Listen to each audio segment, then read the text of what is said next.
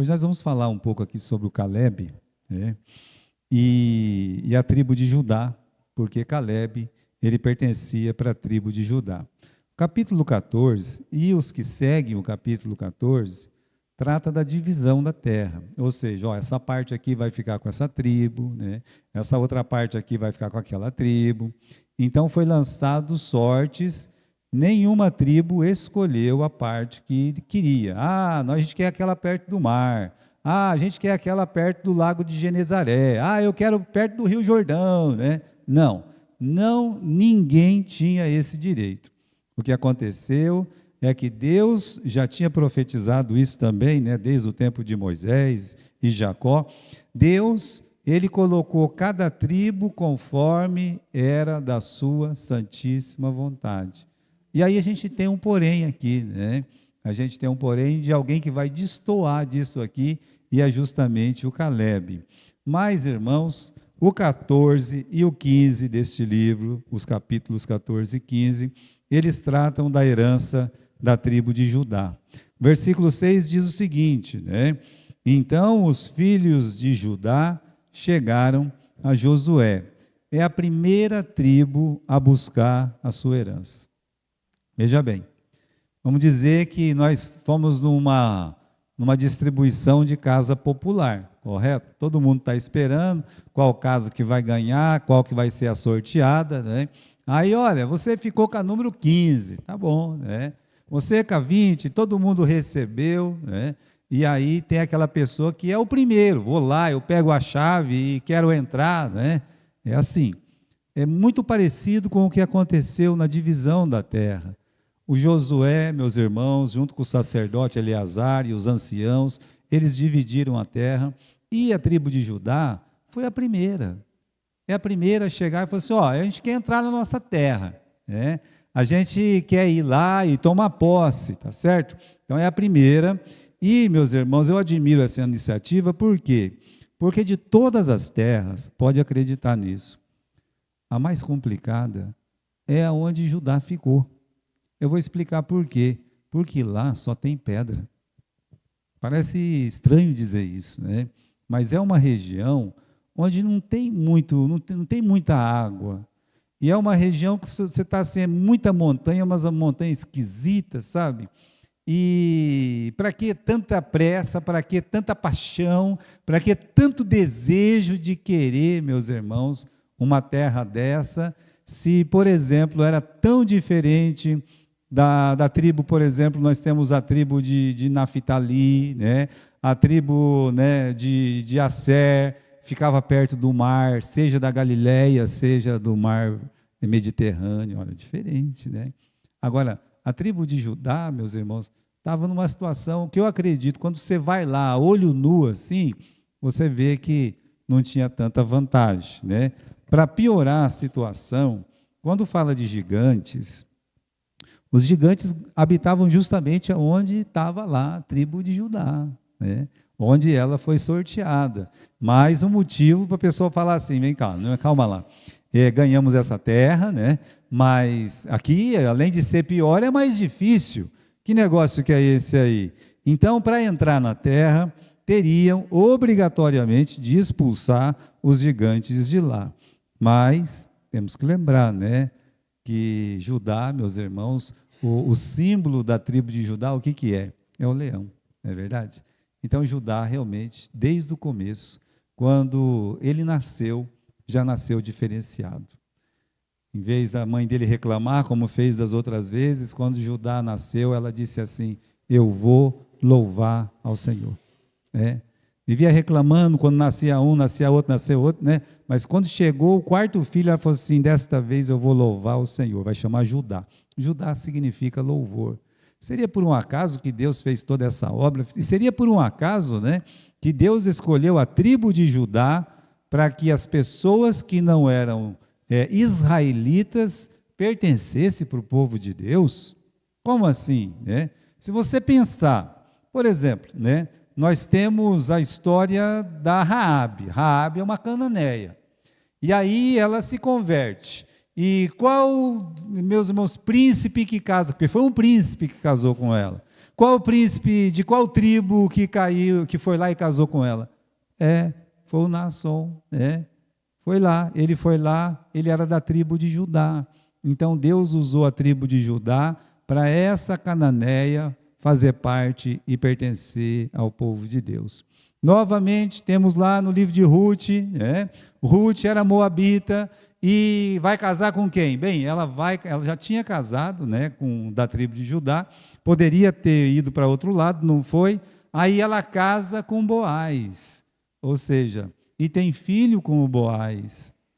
E agora, com esse filho que ela tem, meus irmãos, aí ela passa a ser mãe e uma pertencente ao povo de Israel pela tribo de Judá. Se você olhar o detalhe aqui do capítulo 14, versículo 6, diz aqui que o Calebe, ele era filho de Jefoné. O Jefoné, ele era quenezeu, ele não era israelita. E ele deve ter casado com uma israelita da tribo de Judá. E aí ele entrou aqui nessa linhagem especial, por que não dizer?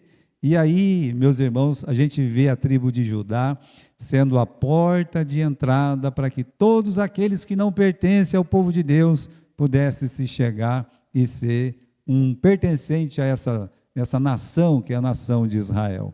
Isso no que diz respeito à nação de Israel. Agora tem mais.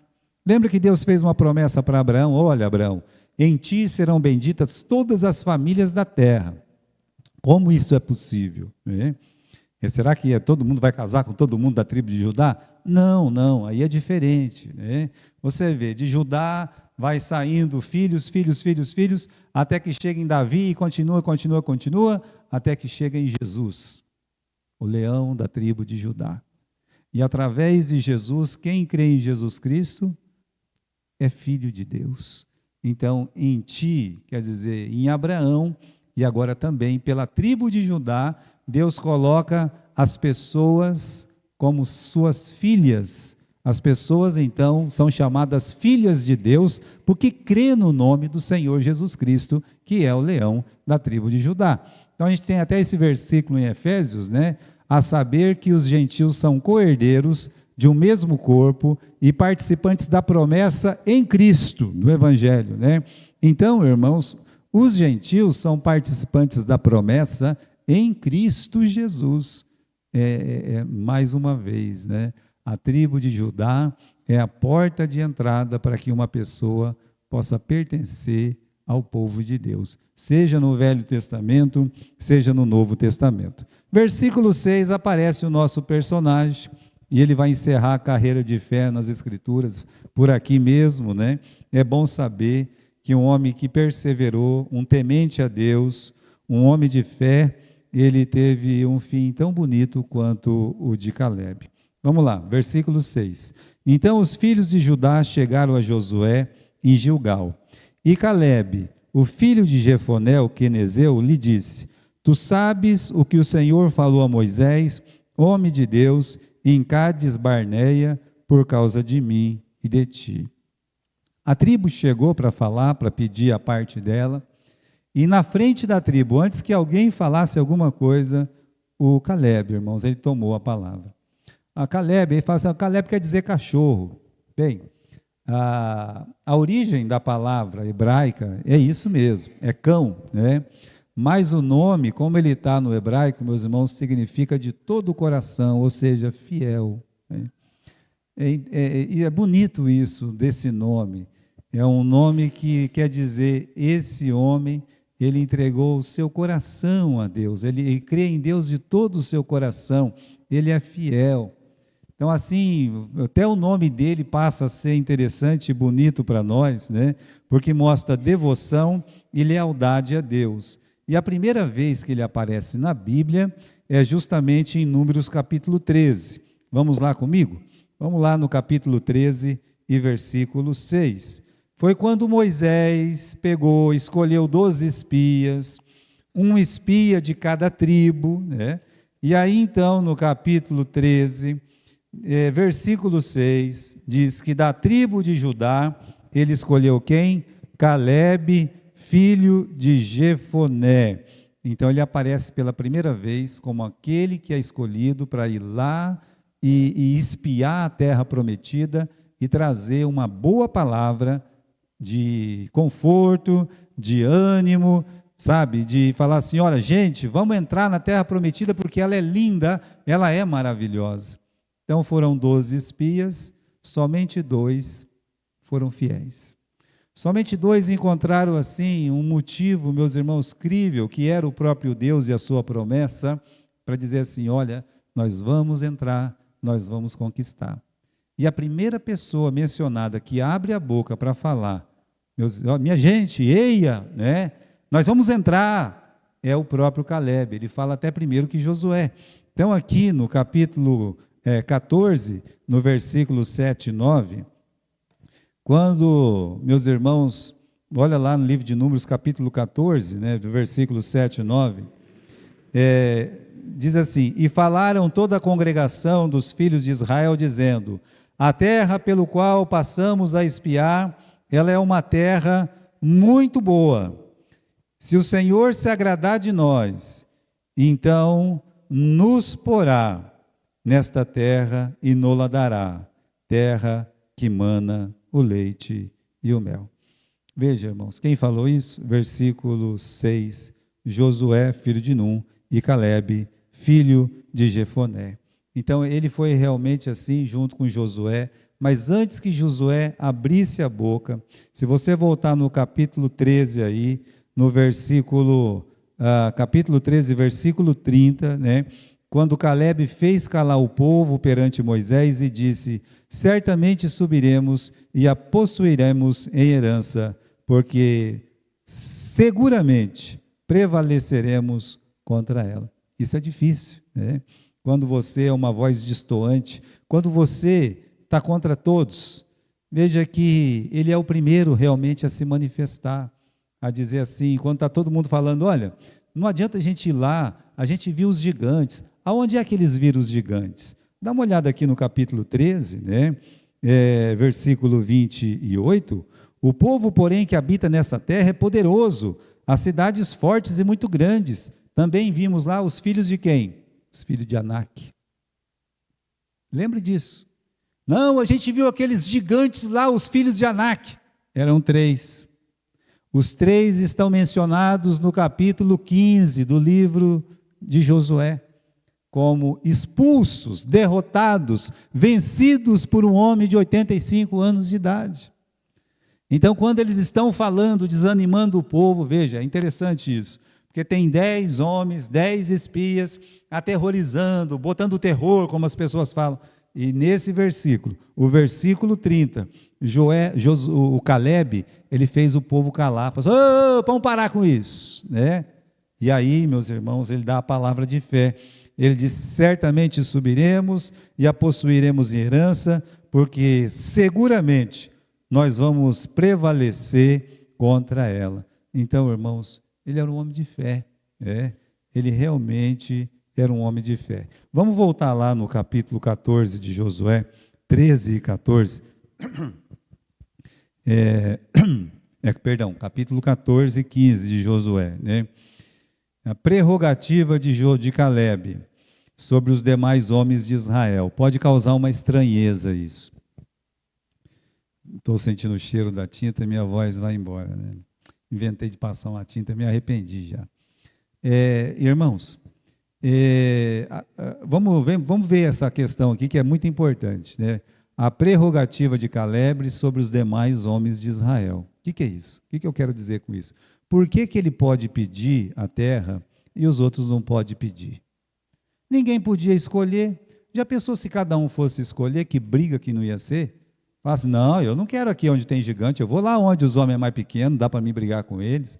Ah, não, sem água eu não fico. Alguém podia dizer, né? Não, essa montanha aqui, isso aí, só a cidade que está aí, para derrubar um muro desse aí, a gente vai ficar 100 anos, aí a minha tribo não vai conseguir. Então eles iam brigar pelo lugar melhor. Então Deus fez o seguinte, eu vou dar a terra para vocês, se vocês quiserem, bem, se não quiser, bom, vão perder, né? Mas aonde vocês colocar o pé, tenham certeza, eu vou dar para vocês. Então ninguém podia escolher. Agora o Caleb, Ele chega aqui no versículo 6, aqui no capítulo 14, versículo 6, e fala, olha, o senhor estava comigo lá, né? Lembra que Moisés falou, lá no versículo 6, no meio, tu sabes o que o Senhor falou a Moisés, homem de Deus, em Cádiz Barneia, por causa de mim e de ti. Vale a pena a gente ler, meus irmãos, essa história que ele conta no versículo 7 em diante. 40 anos tinha eu, quando Moisés, servo do Senhor, me enviou a Cádiz Barneia a espiar a terra. Então eu trouxe a resposta, como veio no meu coração.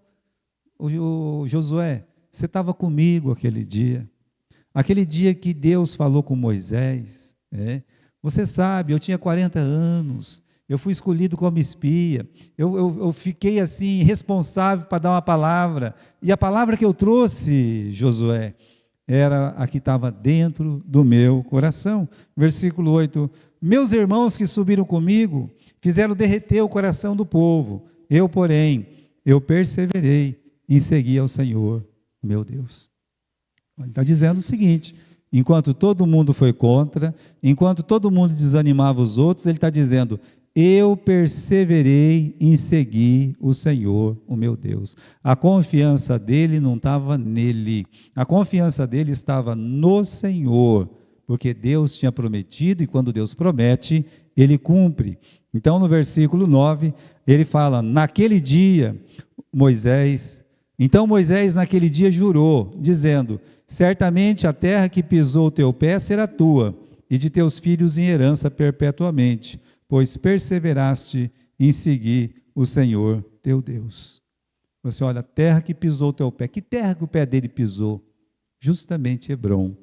Agora, faz bem para nós, meus irmãos, né, que lembrar que foi uma promessa de Deus para ele. Então, Deus, lá no livro de Números, no capítulo 14, Deus ele é bem claro com isso também. Deus olha e fala assim, olha, o Caleb vai receber a terra que o pé dele pisou, no caso aqui, Hebrom. Então, Deus prometeu lá atrás, no livro de Números, e aqui ele só está lembrando Moisés, 45 anos depois. Josué estava comigo. O Moisés, ele prometeu porque o Senhor falou com Moisés e disse que essa terra é minha por herança. Então, olha o que ele faz, meus irmãos, no versículo 12. Agora, dá-me este monte que o Senhor falou aquele dia, porque naquele dia tu ouviste que estavam ali os anaquins, grandes e fortes cidades. Porventura o Senhor será comigo para os expulsar conforme o que o Senhor disse, né? Então, irmãos, por que ele pode pedir os outros não? Porque Deus fez uma promessa direta para ele. Ele não tinha essa autoridade. Quem deu autoridade para ele foi Deus. Então, ele só está fazendo aquilo que Deus mandou ele fazer. Deus prometeu, então ele chegou, demorou 45 anos, mas ele chega em Josué e fala assim, olha, eu estou pedindo aquilo que Deus me deu. Veja, irmãos, ele tem que explicar para todas as pessoas para ficar claro que não é palavra dele, é palavra de Deus. Você sabe que o irmão Félix, ele falava assim, quando você for pregar, né, se tiver alguma dúvida, você faça certeza o que é sua palavra ou o que é a palavra de Deus. Deixe bem claro o que é a palavra de Deus e leia a palavra de Deus até chegar ao ponto final. É muito interessante isso, sabe? Sabe por quê? Porque a fé vem pelo ouvir, não o pastor. A fé vem de ouvir o quê? A palavra de Deus. Então ele tá certíssimo. O Caleb está certíssimo. Ele faz todo mundo se lembrar do que Deus disse lá em Números capítulo 14, e versículo 24. Vamos voltar lá? Você está comigo aqui, mas vamos voltar lá em Números capítulo 14 e versículo 24. Não tem nada de Caleb, o que tem aqui é Deus. Então ele vai falar assim, Deus falando, né? Porém, o meu servo Caleb, porque nele houve outro espírito, e perseverou em seguir-me, eu o levarei à terra em que entrou, e a sua descendência a possuirá por herança. Que coisa maravilhosa, né? Por ele ter dado aquele testemunho de fé, por ele ter destoado dos desanimadores, por ele ter perseverado. É Deus que está dizendo, ele perseverou, não é ele que está dizendo. Ele foi falar isso 45 anos depois, mas é Deus que está dizendo, olha, o Caleb, ele perseverou, ou seja, foi um presente de Deus por ele ter fé e ele ter perseverança, né? Então, irmãos, a firmeza da promessa de Deus foi o alento para o Caleb ir lá e criar aquela coragem. Vamos voltar lá, então, no livro de Josué, no capítulo 14. Vamos pensar que passaram-se 45 anos desde que Deus fez a promessa. A gente pensa assim, né? Muita coisa, eu estou com 55, então é quase que a minha idade. Alguns irmãos aqui ainda não têm 45 anos, ou seja, toda a vida. Só que nesses 45 anos, a gente pode dizer e afirmar de uma forma categórica, né? Foram 45 anos luta, batalha e sofrimento. Porque 40 desses 45 foram vividos no deserto. E os 5 anos que ele está contando a mais aqui é de lutas e batalhas dentro da terra prometida.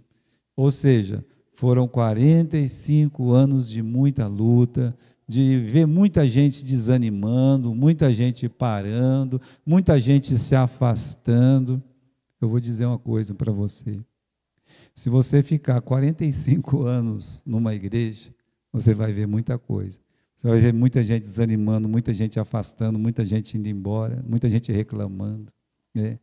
Aqui, o que o Caleb viu nesses 45 anos podia desanimá-lo totalmente. Podia falar assim, né, está todo mundo morrendo, eu acho que eu quero morrer também. Não, irmãos, ele não desanimava, né? Ele falou aqui no capítulo 14, Deus me conservou em vida. Olha aí no capítulo 14 de Josué, no versículo 10, né? Ele diz assim, agora o Senhor, Ele me conservou com vida, né? Ele faz certeza de dizer, olha, Deus é que me deixou vivo até aqui, para me poder tomar essa herança, porque o tempo, ele é impiedoso, nunca esqueça disso. O tempo, né, nada como o tempo, eu acredito e creio nisso, né? Sou uma das pessoas que mais pode dizer que creio, né, no efeito do tempo, mas para muitas pessoas o tempo ele é impiedoso. Porque muitos começam e como é que eles terminam, né? Por isso a palavra de Deus diz que é melhor ver o fim das coisas do que o começo delas. Quantos motivos ele teve para desanimar? Só o tempo? 45 anos? Eu digo para você que é 20 anos a mais do que Abraão teve que esperar por Isaac. Olha, meus irmãos, Abraão teve que esperar 25 anos a promessa dele. O Caleb, ele esperou por 45 anos. Então ele é um homem de fé também, né? Suportou o grande deserto, não pelo pecado dele, olha que coisa interessante, porque ele não tinha culpa. Por ele a terra já estava ali na mão dele. O problema é que é os outros que pecaram e ele que pagou a conta, é verdade, né? Ele pagou a conta daquela turma de reclamão, né? Daquela turma de murmuradores, mas está ali, né? E ainda tinha que lutar muito. Eu acho muito lindo essas palavras, né? Ele podia contar só a agrura para Deus, ficar falando só de coisa azeda. Ele podia, meus irmãos. Nesse dia, com 85 anos de idade, ele podia olhar e dizer assim, olha, o Josué, estou cansado. Podia chegar que nem hoje, o pessoal fala, cara, eu estou cansado, não aguento mais. Podia dizer isso, né? A gente fala, né? Eu não aguento mais. Tá louco, né? Olha, estou desanimado, tantos anos servindo aí você, servindo aí a tribo, servindo a nação, olha aí, estou ainda no pé, estou ainda. Ele podia dizer isso, porque era uma verdade, era uma realidade. Não será que vale a pena? Ele podia contar esse azedume todo aí, mas ele não fez, né? Ele preferiu falar da fidelidade de Deus. Vamos ler essas partes aqui, né? Que agora o Senhor me conservou com vida. como ele prometeu. Ele sempre coloca Deus no meio. Olha, se eu estou vivo, Deus cumpriu a promessa dele. Por que ele diz isso? Porque só ele e Josué ficaram vivos. O resto morreu tudo. 45 anos já se passaram, desde que o Senhor falou a palavra a Moisés. Eis que agora eu tenho 85 anos e ainda hoje estou forte, como no dia que Moisés me enviou. Tá animado. Estou forte ainda, né? Qual era a minha força naquele dia, tal ainda agora para o combate, tanto para sair quanto para voltar, né? Agora tem uma pergunta, né? Será que a nossa fé, a minha, a sua, né, continua como a do Caleb, com o passar dos anos? Sempre me lembro, né, do que li uma vez de Mackintosh. Ele fala assim: uma coisa é crer a princípio, outra coisa é continuar com fé através dos dias. Então, eu nunca vou esquecer essa frase, irmãos, porque é uma frase muito, muito sincera de um homem que temia muito a Deus, né? Então, ele diz: uma coisa é uma pessoa ter fé a princípio, outra coisa é continuar na mesma fé. E ele está dizendo, né, minha força é a mesma ontem, hoje, né? Eu estou forte ainda com 85 anos de idade. Agora, que terra ele pediu, né? Ele pediu a terra que pisaram os seus pés, né? Não uma terra qualquer. Como eu disse, por que ele não pediu o vale de Jezreel? É a coisa mais linda, irmãos. Você sobe em qualquer monte, você pode subir no Monte Hebron, você pode subir no Monte Carmelo, você pode subir no Tabor. Da onde você sobe, você está lá em Nazaré, naquele monte do precipício em Nazaré, e você olha para baixo assim, e você vê um tapete, parece um campo de futebol, com uma plantação que é uma coisa linda. Você não acredita de tão lindo que é. O Vale de Jezreel. Saber que esse vale vai se transformar num balde de sangue. Mas, ainda hoje, ele é lindo. A planície de Saron. Quando eu era criancinha, cantava, né? Ele é o lírio dos vales, a rosa de Saron, né? Se referindo a Jesus. Por quê?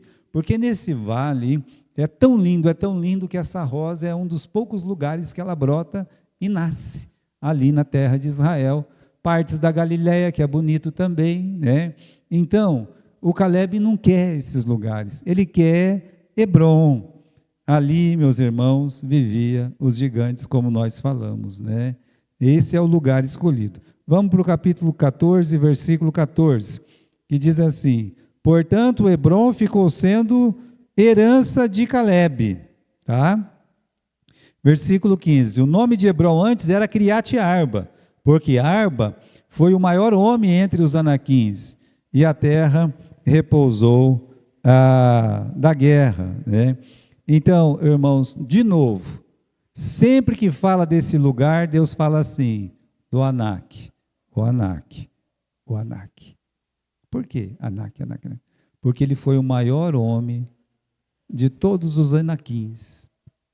Esse homem, meus irmãos, olha aqui, né, no versículo que a gente leu, né, o Arba, né, perdão, né, o Arba foi o maior homem entre os anaquins, Criate Arba. E aí você vê que se os gigantes já eram grandes e aterrorizavam, ele está indo para um lugar onde houve o maior de todos os gigantes que havia na terra dos gigantes. Mas ele não tem medo disso. Ele não quer ter medo, né?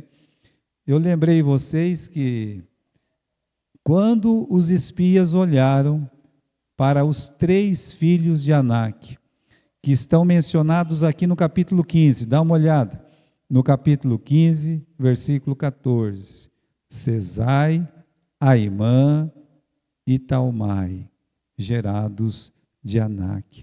Quando eles viram os filhos de Anak, os espias ficaram com medo e disseram: eles são tão grandes que a gente olha para eles e parece que a gente é gafanhoto diante dos seus olhos. Então foi justamente quando eles chegaram em Hebron que eles passaram a ter medo de entrar na terra prometida. Olha que coisa interessante. O que colocava medo nos que não têm fé é o que motivava quem tinha fé. Essa é a diferença, irmãos. É como é que você vê, nós não vamos conseguir. Por que você não diz, nós vamos conseguir? Que vai dar certo, que Deus está comigo. O que tinha de tão especial ali, meus irmãos, que valia a pena lutar com o gigante? Então, vamos voltar para o livro de Números, para ver o que tinha de tão especial. Vamos lá. Números, capítulo 13 e versículo 23. Números, capítulo 13 e versículo 23.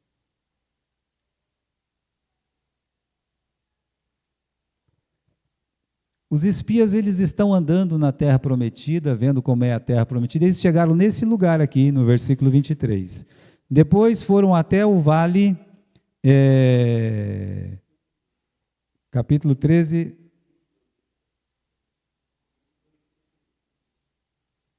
Não, é o capítulo 13, versículo 23. Então, mas eu vou ler o 13, 23. Números 13, 23, tá. Mano, vamos ali. Desculpa, Renato, eu vou precisar ler esse versículo depois para ir lá, né? Depois foram até ao vale de Escol, estão vendo aí, né? E dali cortaram um ramo de vide com um cacho de uvas, o qual trouxeram 2 homens sobre uma vara, como também das romãs e dos figos. Onde eles tiraram aquele grande cacho de uva que 2 homens tinham que carregar? Como era o nome do lugar? O Vale de Escol. Mas onde é que ficava o Vale de Escol? Versículo 22, né? Subiram para o lado do sul e vieram até Hebrom, e estavam ali Aimã, Sesai, Talmai, filhos de Enac, Hebrom, né? E foram até o vale, ou seja, Hebrom é a montanha, e no vale dessa montanha é o Vale de Escol. Irmãos, essas uvas, elas nunca saíram da cabeça do homem de fé. Eles foram lá, pegaram aquelas uvas, né? E justamente aquilo ali deixou uma paixão, o coração do Josué e do Caleb, mas principalmente do Caleb, o coração do Caleb ficou ali. Ele disse, eu vou voltar para esse lugar. Vou pedir esse lugar para Deus. Veja, agora sim, o irmão Renato lembrou esse texto do livro, né, de Números, capítulo 32, né? Vamos lá, Números capítulo 32, por quê? Agora sim, né? O lugar que animou o coração de Caleb fez o quê? Desencorajou os outros, né? Capítulo 32, versículo 9. Quando eles chegaram ao vale de Escol, e vendo esta terra, desencorajaram o coração dos filhos de Israel, para que não entrassem na terra que o Senhor lhes tinha dito. Então, o que animou o homem de fé, fez o quê? Desanimou aqueles que não têm fé. Não esqueça disso, irmãos. Esse ponto é muito importante para a nossa vida espiritual, para o nosso crescimento espiritual. Veja, ele foi lá, ele não estava sozinho, ele tinha 11 companheiros com ele. 10 desanimaram e ficaram com medo quando chegaram nesse lugar por causa dos gigantes. Ele não. Ele podia ter visto o que eles viram, os gigantes. Mas ele não, ele viu as uvas, o cacho de uva. Ele falou assim, eu prefiro ver o cacho de uva do que ficar olhando para esses gigantes feios aí, né? Eu vou voltar para cá, né? Se Deus está falando que vai nos dar, então Ele vai nos dar. Irmãos, é muito importante isso, sabe por quê? Porque aonde está a nossa bênção, geralmente a gente tem que enfrentar alguma questão, algum problema, algum gigante. Veja só, montanha de Hebrom, Monte Hebrom. Você sabe, o vale fica embaixo da montanha. Então, a montanha está lá, os gigantes estão ali e o vale está embaixo. Para mim tomar o vale, eu tenho que vencer quem? Os gigantes. Não tem jeito. Não tem, né? Entre Josué e os cachos de uva, havia os anaquins. Agora vamos voltar lá, né, no livro de Josué, no capítulo 15, né, Josué, capítulo 15, e versículo 13, né, quando diz que Caleb, o filho de Jefoné, deu uma parte no meio dos filhos de Judá, conforme a ordem do Senhor a Josué, a saber, a cidade de Arba, que é Hebrom. Este Arba era pai de Enaque. E Caleb expulsou dali os 3 filhos de Enaque, Sesai, Aimã e Talmai, gerados de Enaque. Então, não se engane. Olha, não tem bênção sem luta. Mas a vida é assim. Se você quer, eu gostaria de conseguir uma coisa melhor, você vai ter que lutar. Nós sabemos disso. A pessoa tem que, às vezes, pular miudinho mesmo. Mas nas coisas espirituais, irmãos, não é diferente. Não é diferente mesmo nessas questões naturais. Agora, que dirá das questões espirituais? Você quer esse cacho de uva? Eu te dou. Deus está dizendo, é seu. O Caleb, mas você está sabendo que lá, aquela tropa lá está lá ainda, né? Vamos dizer, meus irmãos, que Sesai, Talmai, né? E como é que é o nome do outro aqui, né? Sesai, Aimã e Talmai.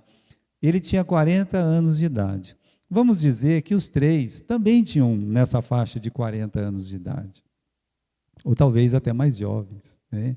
Agora eles vão se reencontrar 45 anos depois. Para quê? Para uma luta, para uma batalha. E querendo ou não, é 3 contra 1. Aqui não é um gigante, é 3. E ele tem quem? Ele tem a família dele. Irmãos, o primeiro juiz, como é o nome do primeiro juiz? Estão lembrados do nome do primeiro juiz? Vamos lá no livro de Juízes? Vamos lá.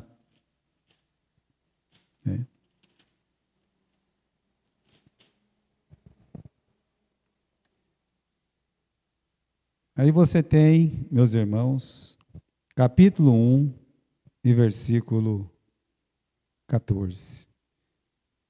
13.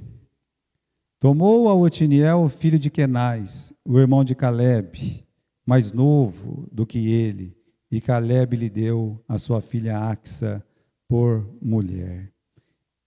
Quem é o primeiro juiz? É Otiniel. Então, não é tudo, a pessoa fala, é por um acaso. Não tem acaso, meus irmãos. Aqui nós estamos falando de homens de fé, de homens de coragem, que têm coragem de correr atrás das bênçãos de Deus. E Deus deu. Olha, eu te dei, você pode ir buscar, mas ali tinha os gigantes. Então, não vamos nos enganar. Não há bênção sem luta. Entre Josué e os cachos de uva, tinha os anaquins. Entre Davi e a glória, tinha um Golias. Entre Paulo e as igrejas que iam nascer, cada lugar que ele ia era sofrimento. Se não era pedrada, era chibata. Se não era chibata, era expulsão. Se não era expulsão, era xingo. Então, irmãos, aquelas igrejas, elas não nasceram do nada por um acaso. Foi luta, foram batalhas. O apóstolo Paulo explica isso. Como foi difícil começar aqueles novos trabalhos. Então, entre você e as promessas de Deus, pode ter muita luta, muita batalha, né? A gente nunca vai chegar em lugar nenhum se o nosso coração não estiver lá. Onde está o vosso tesouro, aí estará também o vosso coração. Olha o coração de Caleb, está lá em Hebrom. O gigante, não tem nada a ver com o gigante, né? Não tem nada a ver com o gigante. Eu tenho a ver com a promessa que Deus fez para mim. Aquilo ali é um detalhe que vamos passar por cima, né? Então, se o nosso coração estiver na casa ou na obra do Senhor, estaremos lá e nada nos impedirá de chegar até essa obra, até a casa de Deus. Se a casa de Deus, a nossa igreja, se tiver no meu coração, nada, meus irmãos, impede. Nem o tempo, nem o passar dos anos, nem os problemas, nem os murmuradores, nem os pecadores, nada me impede de estar na casa do Senhor e trabalhando na obra do Senhor. Nada. Por quê? Porque o meu coração está lá. Quando o nosso coração está lá, nós estaremos lá. Então, seja na casa do Senhor, seja na obra do Senhor, porque onde estiver o vosso tesouro, aí estará também o vosso coração. Ninguém pode desejar as uvas de Skol, isso também é de Macintosh, né? Se ainda estiver com os olhos voltados para as panelas de carne do Egito. Se uma pessoa quer tanto aquela panela de carne do Egito, acredite, as uvas de Skol não representam absolutamente nada para elas. Nada. É o que, como eu olho, né? Como eu olho a obra de Deus, como eu olho o trabalho de Deus, como eu olho a casa de Deus. Se meu coração está ali, eu vou estar ali. Mesma coisa, meus irmãos. Se aquela carne, aquela panela cheia de carne do Egito é o que me encanta, então eu vou estar lá. Eu vou estar com o meu coração voltado para a panela de carne. Ah, quem me dera estar lá comendo aquelas carnes, aquelas panelas cheias de carne. Foram isso que eles disseram. Por isso, meus irmãos, eles não tinham ânimo. Para que eu vou lutar com gigantes se eu posso voltar para o Egito? O coração deles não estava em Canaã, mas o coração de Caleb estava em Canaã. E o nosso coração, meus irmãos, deve estar na obra de Deus, na casa do Senhor. Ali deve estar o nosso coração. Muito bem. Semana que vem a gente continua aqui no livro de Josué.